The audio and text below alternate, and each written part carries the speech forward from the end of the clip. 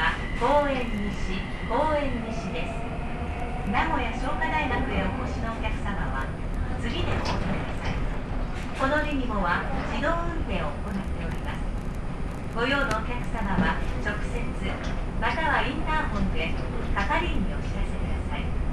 The next station is Koen Nishi. This train is fully automated.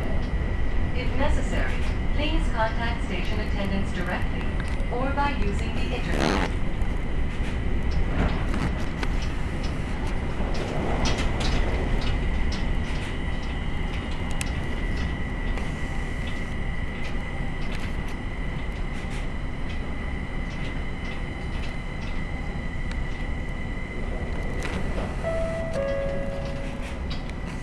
まもなく公園西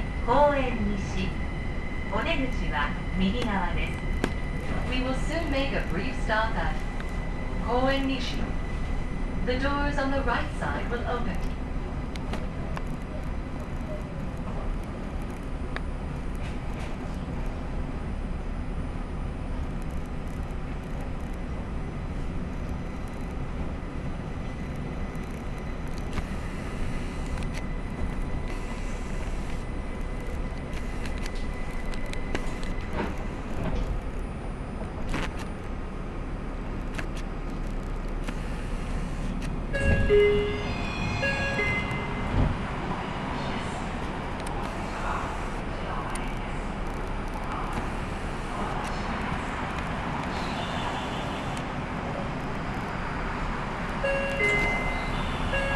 「